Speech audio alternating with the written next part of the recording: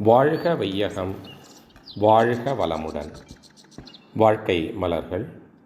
நால்வோர் நற்சிந்தனை. ஆகஸ்ட் 14. தலைப்பு: ஐந்தொழுக்க பண்பாடு. நீண்ட காலமாக மனித இனம் உலகில் பல இடங்களிலும் வாழ்ந்து கொண்டிருக்கிறது.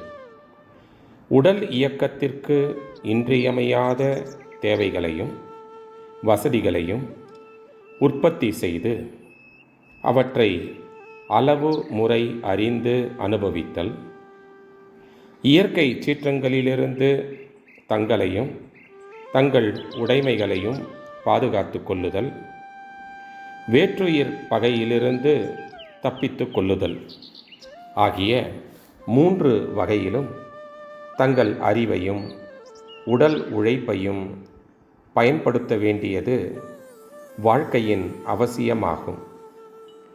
வாழ்க்கையின் அவசியங்களை உணர்ந்து முயற்சித்து மக்கள் வாழ்ந்தனர், வாழ்கின்றனர். ஆதிகாலம் முதற்கொண்டு இக்காலம் வரையில் மனித இனம் எடுத்த வாழ்க்கை வள முயற்சிகள் கல்வி, ஒழுக்கம், பண்பாடு, தொழில்திறன் இவையாக எல்லா நாடுகளிலும் தொடர்ந்து செயல்முறையில் உள்ளன. ஒவ்வொரு நாட்டிலும் நிலவிய வெப்பத்தட்பம், நிலவலம், அறிஞர்கள் போதனை இவற்றால் சில பழக்க வழக்கங்கள் ஆங்காங்கு உருவாயின. அவை மற்றவர்களுக்கும் மற்ற நாட்டிற்கும் பரவி வாழ்க்கை முறையில் பழக்கமாகிவிட்டன. பல காலங்களை கடந்து இன்று மனிதகுலம் விஞ்ஞான யுகத்திற்கு வந்திருக்கிறது.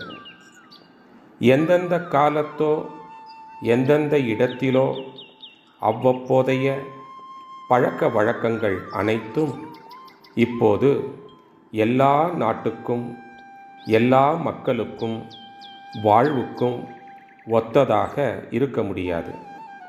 இக்கால அறிஞர்கள் கூடி சிந்தனை செய்து மனித இன பண்பாட்டினை புதுப்பிக்க வேண்டியது அவசியம். இக்காலத்திற்கு ஏற்றதோர் பண்பாடு எவ்வாறு அமைய வேண்டும் என்ற எனது கருத்து இங்கு எடுத்து கூறப்பட்டுள்ளது. புதிய பண்பாடு.